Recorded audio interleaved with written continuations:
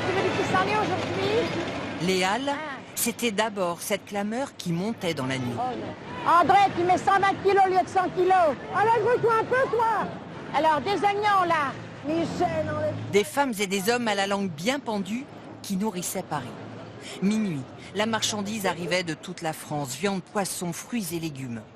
Jusqu'à l'aube, tout se vendait en gros aux commerçants, aux restaurateurs, et puis tout se marchandait. Je te fais 800 balles dans celui-là, ça te va? Je te fais l'eau 800 francs? Allez, Denis, des quartiers à 8 francs, 8... Oui, des quartiers. Combien que tu veux mettre? Parfois, jusqu'au bistrot. C'est là qu'on réglait les petites embrouilles. Bon, donc tu as compté les 2 sacs que je t'ai remboursés déjà. Non, mais tu déconnes, là. Mais non, c'est 45 kilos. Ils avaient le verbe haut, la gouaille de ceux qui n'ont pas de temps à perdre, et sans doute qu'ils aimaient cela. Si je traite un client de con, ça parle pas, il dit tiens, bah bois avec un con. Qu'à boire un coup avec un con. Ouais. C'est très... Ça fait partie du boulot, ça. Alors, moi, je dis au gars, qu'est-ce que tu peux être con quand même d'avoir mis ça comme ça? Ça y est, Eh ben, c'est le mot. C'est vrai. Là, il y a des gars qu'on appelle des forts. Travail pour eux, c'est le plus beau des sports. En 1947 déjà, on n'avait pas le loisir de se faire des politesses. 5000 tonnes de marchandises à écouler chaque jour. C'était le ventre de Paris, comme l'avait baptisé Émile Zola.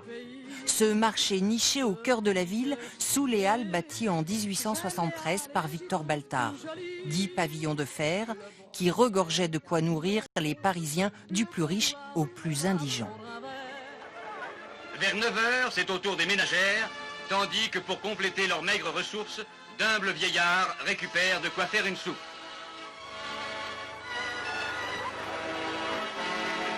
Mais en 1969, rien ne va plus, trop d'embouteillages. Pas de camion de 5h à 9h pendant les transactions. Pas de camion aucun. Et pas assez d'hygiène. C'en est fini des halles de Baltard. Décision est prise de transférer les marchés en banlieue, Rungis ou la Villette. Nous sommes tout à fait pour le transfert des halles. Pour la bonne raison, c'est que d'abord, nous n'avons pas de place pour travailler. Et deuxièmement, nous travaillons dans des conditions d'hygiène qui sont tout à fait hors de pair de notre métier. Je suis contre le départ des halles, ça permet tout le charme de Paris. Les habitants du quartier font une dernière fête, même si le cœur n'y est pas. Et le 1er mars 69, les gens des halles plient bagages. Coupeurs de viande, trancheurs de poissons, marchands des 4 saisons, ils sont 20 000. Le quartier populaire se vide de ceux qui faisaient son âme. Moi, ça me fait beaucoup de peine.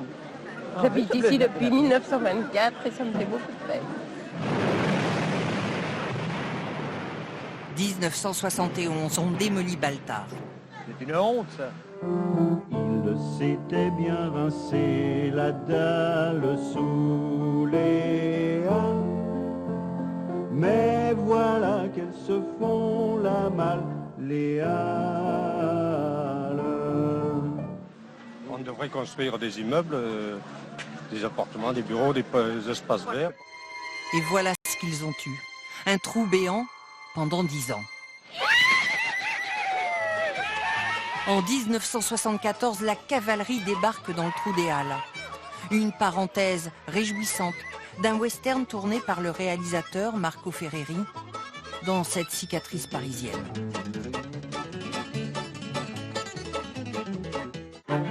Pendant ce temps, tout autour, on profite du déménagement des Halles pour réhabiliter les immeubles. On exproprie 3000 personnes, les moins argentées.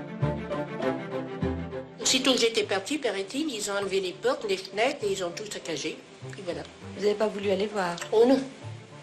Vous dites que votre oiseau aussi n'a pas supporté le déménagement? Riquet, depuis qu'il est ici, il ne chante plus. Les commerçants qui vivaient grâce au marché tombent le rideau. Menuisiers, tailleurs, primeurs, vendeurs de bérets. Et c'est une jeunesse bigarrée qui prend la place. C'est un ancien magasin de légumes et on a eu la possibilité, alors que c'était lamentable, que c'était sale, on ne peut pas vendre des pommes de terre et aujourd'hui du vêtement, de, comment dirais-je, de s'amuser et aussi de faire du prêt-à-porter. On a appelé cela le renouveau. 10 ans de mutations, de travaux et de polémiques pour combler le vide. Puis de terre a jailli la modernité.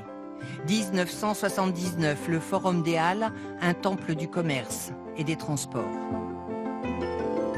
2011, on veut encore plus moderne, alors on casse et on crée la Canopée. Un centre commercial et culturel avec un toit qui scintille, 18 000 écailles de verre. Oui, cela brille, mais le cœur des hommes conserve toujours ce brin de nostalgie pour le ventre de Paris.